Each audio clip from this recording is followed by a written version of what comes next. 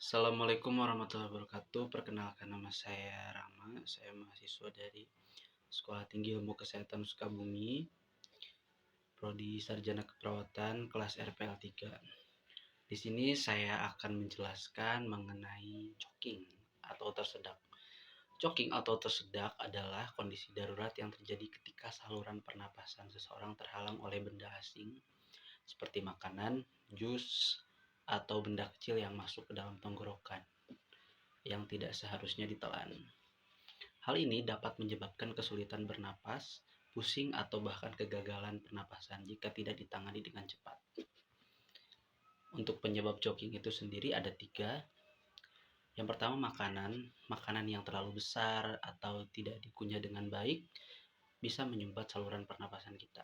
Yang kedua, ada benda asing, benda kecil yang tidak seharusnya masuk ke dalam pernapasan, seperti bagian kecil yang tertelan atau terhirup bisa terjebak di tenggorokan kita. Untuk yang ketiga, ada cairan atau muntahan.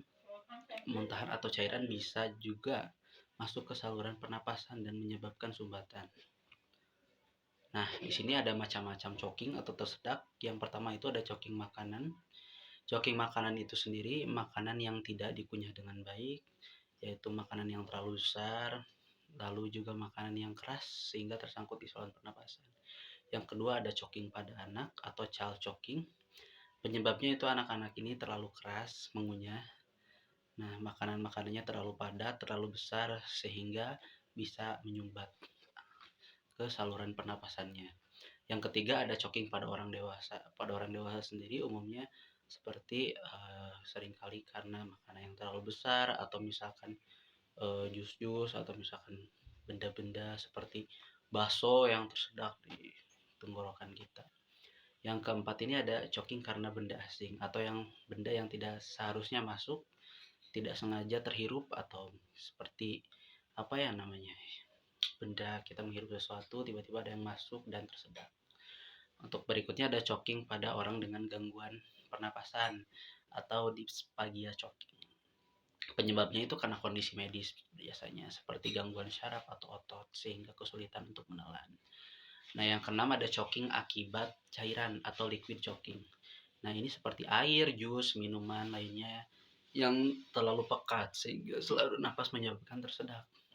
Terutama jika seseorang berbicara sambil minum atau makan, berbicara sambil tertawa atau bergerak saat minum. Yang ketujuh ada choking akibat muntahan. Nah, ini karena muntahan yang tidak biasa keluar dan tertelan kembali, jadi tidak semuanya kemuntahkan masuk ke saluran pernapasan dan menyebabkan tersedak.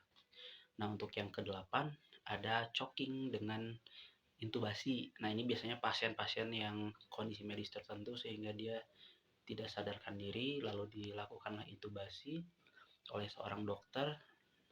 Nah, saat dipasang alat bantu ini, pasien tersebut, yaitu oleh ETT, bisa mengalami choking jika tabung tersebut terhalang oleh lendir. Jadi, makanya kalau misalkan saat intubasi, pasiennya mengalami atau banyak sekali lendir, sebaiknya disaksin terlebih dahulu.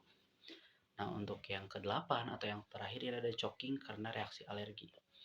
Nah, reaksi alergi yang parah ini bisa menyebabkan pembengkakan di tenggorokan dan saluran napas yang mengakibatkan terhambatnya pernapasan. Nah, untuk pertolongan pertamanya pada choking ini seperti batuk keras. Nah, menginstruksikan kepada orang atau misalkan yang terkena tersedak tersebut untuk batuk cuma mencoba mengeluarkan benda asing dari saluran napas kita. Nah, yang kedua ada Heimlich manuver. Heimlich manuver ini yaitu dilakukan dorongan kuat pada perut ya untuk mengeluarkan benda asing, terutama jika korban tidak dapat batuk atau berbicara. Sebaiknya kita inisiatif jika ada teman kita yang sedang tersedak, memegang lehernya lalu kita coba untuk batukkan dia. Nah, lalu dengan CPR. Nah, jika korban kehilangan kesadaran dan tidak bernapas, baiknya kita akan aliran oksigen sampai bantuan medis datang. Baik, itu tadi adalah penjelasan mengenai tersedak dari saya. Semoga bermanfaat dan bisa diaplikasikan. Baik, kalau begitu kita langsung saja ke praktek atau simulasi penanganan tersedak. Lalu kita praktekkan. Ini ada teman saya Bro, kenapa? Oke, sepertinya dia tersedak sebelumnya. Apa hubungannya tersedak? Iya, benar, ternyata sepertinya dia tersedak ya. Lalu kita posisikan diri kita di belakang. Nah, seperti ini. Nanti kita lihat dulu ya postur tubuhnya. Apakah postur tubuh pasien ini adalah pasien tersedak parsial atau total? Oke, karena dia tidak merespon, tidak batuk, tidak berbicara, maka berarti dia termasuk ke dalam shocking total. Mari saatnya kita lakukan Heimlich manuver. Oke, bro.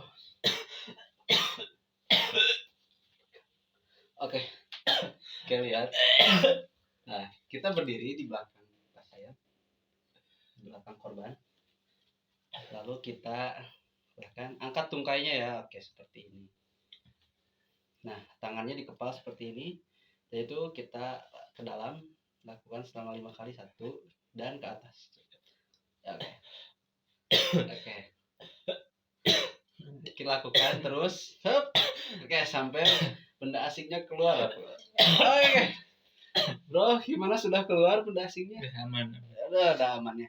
Nah, teman-teman, itu tadi seperti itu ya. Jadi pertama kita lihat dulu kondisi pasiennya. Jika pasiennya masih bisa berbicara, berarti kita suruh dia batuk yang kuat.